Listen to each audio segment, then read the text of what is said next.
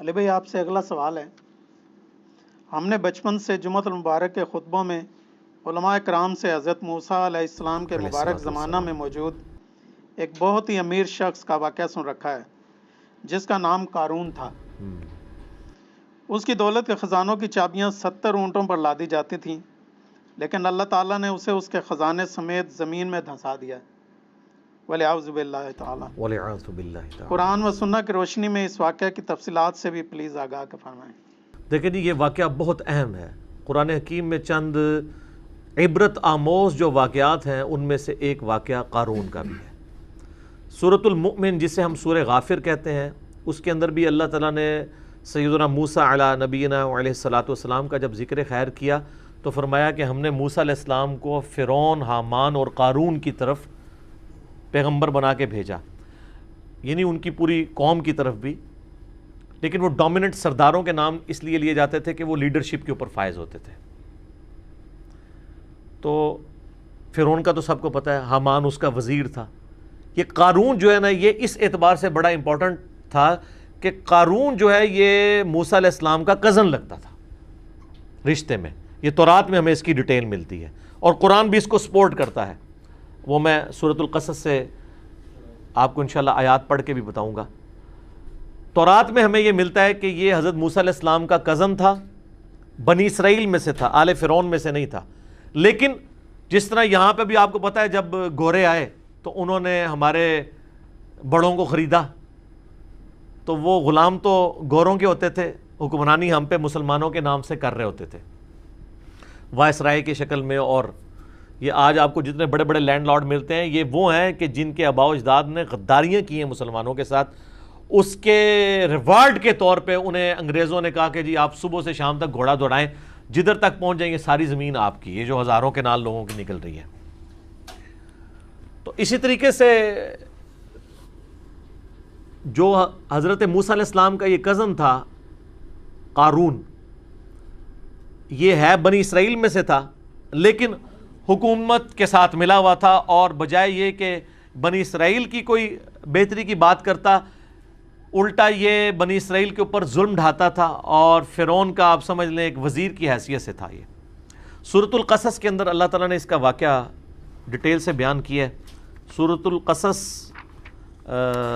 سورت نمبر ہے 28 اور پارہ نمبر 20 کے اندر آپ بالکل اینڈ پہ چلے جائیں نا، آیت نمبر 76 سے آنورڈ۔ اعوذ باللہ من الشیطان الرجیم، بسم اللہ الرحمن الرحیم۔ ان قارون کان من قوم موسیٰ، بے شک قارون موسیٰ کی قوم میں سے تھا۔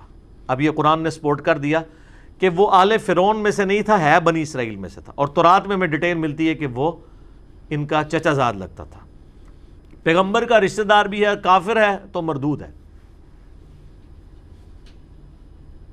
ہمارے محبوب علیہ السلام کا رشتہ دار ابو لہب مردود ہو گیا۔ فبغى علیہم، لیکن اس نے بغاوت کی ان کے اوپر۔ وآتیناہ من الکنوز ما ان مفاتحہ لتنوء بالعصبۃ اولي القوہ۔ اللہ فرماتا ہے ہم نے اس کو ایسے خزانے دیے تھے کہ جس کی چابیاں ایک بہت بڑی جماعت اٹھاتی تھی۔ یہ 70 اونٹوں والی بات تو، یہ 70 اور اونٹ تو ویسے ہی سال لگ جاتے ہیں نا، قرآن میں اتنا ہی ذکر ہے کہ بہت بڑی جماعت تھی جو صرف چابیاں اس کی اٹھاتی تھی۔ ہو سکتا ہے اونٹوں کے اوپر وہ لاتے تھے تو 70 بھی، یعنی بڑی 70 کا عدد ویسے عربی زبان میں کثرت کے لیے بھی استعمال ہوتا ہے۔ اذ قال له قومه لا تفرح، جب اس کی قوم نے اس سے کہا کہ مت شیخی بگاڑ، ان اللہ لا يحب الفرحین، بے شک اللہ تعالیٰ شیخی بگاڑنے والے کو پسند نہیں کرتا۔ دولت آتی ہے تو شیخی تو پھر بگاڑتا ہی ہے نا انسان، الا ماشاء اللہ۔ وابتغی فیما آتاک اللہ الدار الآخرہ، اور جو اللہ نے تجھے اتنا مال دیا ہے اس سے آخرت کی زندگی طلب کر، مراد کے اللہ کی راہ میں خرچ کر۔ جو بخاری مسلم میں حدیث ہے کہ انسان کہتا ہے میرا مال میرا مال میرا مال، حالانکہ تیرا مال تو وہ ہے جو تو نے کھا کے ختم کر لیا یا پہن کر بوسیدہ کر لیا، باقی تو تیرے ورثاء کا مال ہے۔ یا پھر تیرا مال وہ ہے جو تو نے اللہ کی راہ میں خرچ کر کے آخرت کے لیے محفوظ کر لیا۔ تو نبی علیہ السلام فرمایا تمہارا مال 3 قسم کا ہے، کھا پی لیا، پہن لیا، یا اللہ کی راہ میں خرچ کر کے قیامت کے دن کے لیے محفوظ کر لیا، باقی تمہارے ورثاء کا مال ہے۔ ایک اور حدیث ہے بخاری و مسلم میں، نبی صلی اللہ علیہ وآلہ وسلم نے فرمایا انسان کے 3 دوست ہیں، 2 دنیا میں رہ جاتے ہیں، صرف ایک ہی قبر میں جاتا ہے، اس کا مال اور اس کے رشتہ دار وہ قبر سے باہر رہتے ہیں، اس کے اعمال 7 قبر میں جاتے ہیں۔ تو اعمال میں ظاہر ہے جو مال اس نے خرچ کیا ہوگا وہ 7 قبر میں جائے گا، باقی مال باہر رہ جائے گا۔ ایک اور حدیث ہے بخاری اور مسلم میں، نبی صلی اللہ علیہ وآلہ وسلم نے فرمایا ابن آدم کے پاس اگر سونے کی 2 وادیاں ہوں تو وہ خواہش کرے گا میرے پاس تیسری بھی آ جائے، اس کا پیٹ صرف قبر کی مٹی بھرے گی۔ اسی لیے بخاری اور مسلم دونوں میں آتا ہے، نبی صلی اللہ علیہ وآلہ وسلم نے فرمایا اے اللہ محمد اور آل محمد صلی اللہ علیہ وآلہ وسلم کو بس اتنا ہی رزق دینا کہ ان کی روح اور جسم کا رشتہ برقرار رہے، یعنی سبسسٹنس لیول کے اوپر۔ اور ایک اور حدیث بخاری اور مسلم میں، اور یہ مزے کی بات ہے جتنی میں نے حدیثیں بیان کی یہ متفقن علیہ ہیں، بخاری میں بھی ہے مسلم میں بھی، یہ کہانی شریف نہیں ہے، بیسٹ کتابیں جو ہیں ان میں، اور وہ ہے واقعہ ایلا والی حدیث جو نبی علیہ السلام 1 مہینے کے لیے اپنی بیویوں سے ناراض ہو گئے تھے اس بات کے اوپر کہ انہوں نے زیادہ نان و نفقہ ڈیمانڈ کیا تھا۔ زیادہ کیا تھا؟ کچھ بھی نہیں تھا زیادہ، لیکن وہ نبی علیہ السلام کے فقر کے اعتبار سے زیادہ تھا۔ تو سورۃ الاحزاب کی آیات نازل ہوئی کہ اپنی بیویوں کو اختیار دیں کہ میں تمہیں مال دے کے چھوڑ دیتا ہوں، اور اگر تم اللہ اور اس کا رسول اور آخرت کا گھر چاہتی ہو پھر اسی غربت میں نبی علیہ السلام کے ساتھ گزارا کرنا ہے۔ پھر حضور نے ایک ایک بیوی کو آ کے آفر دی، سب نے اللہ اور اس کے رسول کو چوز کیا الحمدللہ۔ تو اس حدیث میں آتا ہے وہ جو نبی علیہ السلام 1 مہینے تک ناراض ہو کے اپنی بیویوں سے چھت پہ چلے گئے، تو حضرت عمر فاروق جب ملنے کے لیے گئے تو نبی علیہ السلام ایک چٹائی پہ لیٹے ہوئے تھے، آپ کے اوپر کرتا بھی نہیں تھا، صرف تہمت باندھی ہوئی تھی۔ اٹھ کے بیٹھے تو چٹائی پہ جب نشان چٹائی کے جسم پہ دیکھے تو حضرت عمر کی آنکھوں سے آنسو نکلے، کہا یا رسول اللہ آپ اللہ کے رسول ہیں اور کیسر و کسرا دنیا کے مزے لوٹ رہے ہیں، اتنی بڑے بڑے ان کے محلات ہیں، اور آپ تو اللہ کے رسول ہیں، یعنی آپ کو یہ سب کچھ ملنا چاہیے تھا۔ تو نبی علیہ السلام نے بہت زبردست جملہ بولا، آپ فرمایا عمر لگتا ہے کہ دنیا کی حقیقت ابھی بھی تجھ پہ نہیں کھلی، کیا تم اس بات پہ خوش نہیں ہو کہ کیسر و کسرا یعنی رومن اور پرشین امپائر کے جو شہنشاہ ہیں وہ دنیا کے مزے لوٹیں اور ہم آخرت کی سعادت لوٹ لیں؟ اندازہ کریں آپ، حضرت عمر کو کہا جا رہا ہے ابھی لگتا ہے دنیا کی حقیقت تم پہ نہیں کھلی، لیکن سر اس واقعے کے بعد پھر حضرت عمر پہ کھل گئی۔ سر پھر ان کا ڈنڈا اتنا سخت تھا کہ جتنا عرصہ وہ رہے ہیں نا، نہ خود حرام کھایا نہ کسی کو کھانے دیا، اس لیے اللہ تعالیٰ نے ان کے دور میں رومنز اور پرشینز کو گرایا ہے۔ ٹھیک ہے، تو جنہوں نے حضور کی صحبت کی ہوئی تھی ان کو پتہ تھا کہ نبی علیہ السلام کی زندگی کتنی فقر میں گزری ہے، ان کو دنیا کا مال دھوکہ نہیں دے سکتا تھا۔ بہرحال اس واقعے کی طرف واپس آئیں، سورہ قصص والا۔ تو اس کے ساتھیوں نے کہا کہ تجھے جو اللہ نے دیا ہے نا اس سے آخرت طلب کر، وَلَا تَنْسَ نَصِيبَكَ مِنَ الدُّنْيَا، اور دنیا میں بھی جو تو نے خرچ کرنا ہے اپنے لیے لوگوں کے اوپر اس کو بھی بے شک مت بھول۔ ہم یہ نہیں کہتے کہ سب کچھ اللہ کی راہ میں ہی خرچ کر دے، اپنا بھی حصہ لے اس میں سے۔ وَأَحْسَنِ كَمَا أَحْسَنَ اللَّهُ إِلَيْكَ، اور تو لوگوں کے اوپر احسان کر اس مال کے ذریعے جس طرح اللہ نے تجھے مال دیا، یعنی اللہ کے دیے ہوئے میں سے اللہ کی راہ میں خرچ کر، غریبوں کے اوپر لگا۔ وَلَا تَبْغِ الْفَسَادَ فِي الْأَرْضِ، اور دیکھ اس کے ذریعے زمین میں فساد تو مت بچا۔ اگر تجھے دولت ملی ہے، یہاں پہ بھی آپ دیکھ لیں جس کے پاس دولت آئی ہے وہ ڈان بنا ہوا ہے،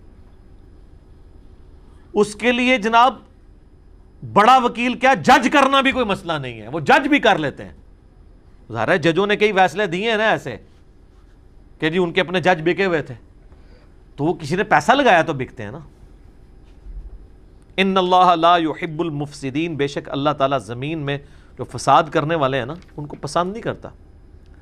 اب اتنی زیادہ نصیحت سننے کے بعد دماغ کا خمار دیکھیں کہ قارون جواب میں کیا کہتا ہے، قال انما اوتیتہ علی علم عندی، وہ کہنے لگا یہ جو کچھ مجھے حاصل ہوا ہے یہ تو میرا کمال ہے، یہ میرے علم کی بدولت ہوا ہے، میرے پاس جو ہنر ہے، میں بڑا یعنی ہوشیار آدمی ہوں, میں نے بڑی چلاکی کے ساتھ بڑے صحیح ٹائم پہ انویسٹمنٹ کر کے جناب فلانی جگہ پلاٹ لے لیا سی تھے, آج جناب میرے اثاثے اتنے ہوئے ہیں. آج کل ٹی وی پہ آپ سوشل میڈیا پہ دیکھ رہے ہیں نا, بڑے بڑے شریف لوگوں کے اثاثے ڈسکس ہو رہے ہیں, جو دنیا کو یہ بھاشن دیا کرتے تھے کہ فلاں حرام خور ہے, فلاں کی جداد اتنے گنا ہوگی, اپنی جدادیں آئی ہیں. اور جو لوگوں کہتے تھے ان کی تلاشیاں لو, اب یہ بھی اپنی تلاشیاں دیں نا, ٹھیک ہے, نام لیے بغیر. تو جو لوگوں سے تلاشی مانگتا ہے اس کو اپنی تلاشی دیتے ہوئے کوئی غصہ نہیں کھانا چاہیے. اس کو کہنا چاہیے جناب یہ میرا منی ٹریل ہے, یہ دیکھیں جناب, اس کی بجائے یہ کہنا شروع کر دے نہیں اس نے بھی دیکھو. یہ وہی ہے کہ پتر تو کیوں فیل ہویا, ابا جی تھوڑے دوست دا منڈا بھی فیل ہو گیا ہے. بھئی اگر ابا جی کے دوست کا بیٹا فیل ہوا ہے تو اس کی وجہ سے تیرا فیل ہونا جسٹیفائی نہیں بیٹا, ٹھیک ہے, یہ کوئی جسٹیفیکیشن نہیں ہے. بہرحال وہ کہنے لگا میرے پاس علم ہے خاص جس کی وجہ سے میں نے, اسی لیے ہمیں دعا سکھائی گئی ہے. سنن ابن ماجہ میں حدیث ہے نا کہ فجر کے بعد نبی علیہ السلام کیا دعا کرتے تھے, اللہم انی اسألک علما نافعا ورزقا طیبا وعملا متقبلا. میں ایسا علم تجھ سے مانگتا ہوں جو نفع مانگتا ہوں, اور رزق مانگتا ہوں جو پاکیزہ ہو, اور عمل ایسا مانگتا ہوں جو تیری بارگاہ میں قبول بھی ہو, ریاکاری کی نظر نہ ہو جائے. کتنی پیاری دعا ہے.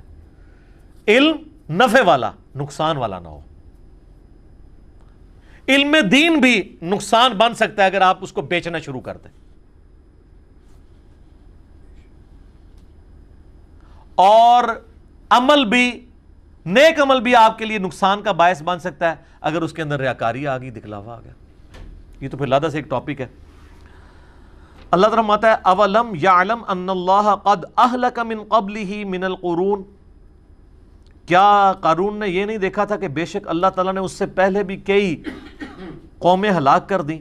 من ہوا اشد منہ قوۃ واکثر جمعا, جو اپنی قوت اور مال جمع کرنے کے اعتبار سے قارون سے بھی زیادہ مال تھا ان کے پاس. اللہ تو وہ ہے جس نے ان کو بھی ہلاک کر دیا تھا, تو یہ قارون کو اپنے جو مال کے اوپر اتنا بڑا زوم ہے یہ کس بنیاد پہ تھا. ولا يسأل عن ذنوبهم المجرمون, اور جو مجرم ہیں ان سے ان کے گناہوں کے بارے میں نہیں پوچھا جائے گا. یہ نہیں پوچھا جائے گا, یہ لٹریچر کی زبان میں بات ہو رہی ہے کہ اللہ تعالیٰ کو پوچھنے کی ضرورت نہیں ہے, اس کو پتہ ہے کہ انہوں نے کیا کرتوت کی ہیں. یعنی جب عذاب آئے گا تو پھر نہیں پوچھا جائے گا کہ حضرت صاحب من عذاب لے آئیے توڑے, بغیر پوچھے اٹھا کے تو اللہ تعالیٰ ان کو تباہ و برباد کر دے گا. اور یہی قارون کے ساتھ ہوا ہے. جناب سنیں, یہ بھی ڈراپ سین آ رہا ہے اس کا. فخرج علی قومہ فی زینتہ, تو ایک دن وہ بڑی زینت کے ساتھ, آج کے دور میں آپ کہہ لیں کہ جی بڑی مہنگی گاڑی کے اندر بڑے مہنگی گھڑی پہنے ہوئے اور بڑے مہنگے جوتے اور کپڑے پہنے ہوئے نکلا. قال الذین یریدون الحیات الدنیا, تو وہ لوگ جو دنیا کی زندگی کے طلبگار تھے وہ کہنے لگے یا لیت لنا مثل ما اوتی قارون, کاش ہمیں بھی اتنا مال ملتا جو اللہ نے قارون کو دیا. یہاں پہ بھی آپ دیکھ لیں نا, کسی کی فلم بھی کامیاب ہونا وہ کہتا ہے اللہ کا فضل ہے. جس نے حرام خوری سے بہت زیادہ پلاٹ بنا لیے وہ بھی کہتے ہیں جی اللہ کا فضل ہے, تھوڑے سے مال میں اللہ نے برکت دی ہے جی, میں تو کچھ بھی نہیں سا وہ فضل ہے. تو ڈیپ ڈک کرو تو پھر تمہیں پتہ لگے نے کتنے کتنے کام پائے نے اتنے تک پہنچنے واسطے. بعض لوگ ناراض ہوئے ہیں, میں نے یہ جو دعویٰ کیا تھا نا کہ جو بھی ارب پتی ہے نا میرے بھائی, کہیں نہ کہیں اس نے ڈنڈی ماری ہے. رزق کے حلال رزق کے اوپر کوئی شخص اتنا اوپر نہیں کبھی جا سکتا, کہیں نہ کہیں اس نے کمپرومائز کیا ہے اصولوں کے اوپر. تو اس کے نا جواب میں کئی لوگوں نے نیچے کومنٹس کیے کہ علی بھائی اس کا مطلب ہے آپ یہ کہہ رہے ہیں کہ حضرت عثمان نے بھی کیا ہے. یہ یار بات کر رہے ہیں تواڈے بابیاں دی, تسی پہنچ گئے ہو خلفائے راشدین ہوتے, ٹھیک ہے, ہم تو آپ کی بات کر رہے ہیں. ان کی تو سند نازل ہوئی ہے قرآن و سنت میں, اور دوسرا ان کے پاس وہ مال نہیں تھا جو آپ کے پاس مال ہے. خلفائے راشدین کا تو سارا مال جمع کریں تو ایک ایک پراپرٹی ڈیلر کے پاس اس سے زیادہ مال موجود ہے. تو ان کی مثال آپ لوگ کیوں دیتے ہیں؟ آپ اپنی بات کریں کہ آپ نے کہیں نہ کہیں جو ہے وہ لوگوں سے ناجائز زمینیں ہتھیا کے اپنے مال کو ڈبل کیا ہے, کہیں پہ سودی قرضے لیے ہیں, کہیں بدماشی سے ہتھیایا, کہیں پہ فائلوں کو پہیے لگائے ہیں. وہ تو خود بول کے لوگ کہتے ہیں. تو کہنے لگے کاش جو قارون کو دیا گیا نا اس طرح کا فضل ہمارے پہ بھی ہوتا. انہو لذو حظ عظیم, یہ تو بڑا قسمت کا دھنی ہے, اللہ نے اس کو اتنا دیا, اللہ نے دیتا ہے نا جی. تو ہم تکلیف ہے سانو نہیں تکلیف, جہدے کول ہے نا انہوں ہی تکلیف کٹنی پینی آخرت وچ. وقال الذین اوتوا العلم، اللہ تعالیٰ فرماتا ہے جو علم والے تھے نا، یہاں اب آپ کو پتہ چلا ہے کہ دولت کے اوپر لگام علم کی ہونا پھر انسان صحیح رہتا ہے۔ اللہ تعالیٰ فرماتا ہے جن کو اللہ نے علم دیا تھا نا، جب انہوں نے ان کی بات سنی نا کہ یہ بڑا خوش نصیب، انہوں نے کہا وَيْلَكُمْ ثواب اللہ خیر لمن آمن وعمل صالحا، ان کا تمہاری خرابی ہو، اللہ کے حضور جو اجر ہے وہ اس سے بہتر ہے ان لوگوں کے لیے جو ایمان لائے اور نیک اعمال کیے، ولا يلقاها الا الصابرون، لیکن اس کو وہی لوگ حاصل کر پائیں گے جو صبر کرنے والے ہیں۔ ایک یہ معنی ہے، اور دوسرا معنی یہ ہے کہ اس حقیقت تک وہ لوگ پہنچیں گے، اس علمی حقیقت تک کہ یار اصل زندگی تو آخرت کی زندگی ہے، جو صبر کرنے والے ہیں۔ دونوں معنی بیک وقت درست ہیں۔ دنیا تو ساری صبر پہ چل رہی ہے نا جی، پورے کا پورا دین، پوری کی پوری زندگی صبر ہے۔ تین چیزوں پہ آپ نے صبر کرنا ہے۔ اللہ کی طرف سے شریعت کی پابندی جو ہے نا، اس پہ صبر کرنا ہے۔ فجر کے وقت اٹھنا، سردیوں میں غسل کرنا، گرمیوں کے روزے رکھنا، صبر کرنا پڑے گا۔ دوسرا صبر ہے حرام خوری سے بچنا، حرام کاموں سے بچنا، نگاہوں کی حفاظت کرنے کے لیے آپ کو حرام سے بچنے کے لیے صبر کرنا پڑے گا، اپنے نفس پہ جبر کرنا پڑے گا، رزق کے حرام سے بچنے کے لیے صبر کرنا پڑے گا۔ اور تیسرا صبر ہے اللہ کی طرف سے آئی ہوئی تکلیف کے اوپر صبر کرنا، وہ تو سب سے مشکل کام ہے۔ ظاہر ہے کہ رزق حلال میں پھر آپ عیاشی کی زندگی نہیں گزاریں گے، دوویں جہانی مٹھے باؤ، انج نہیں ہوئے گا۔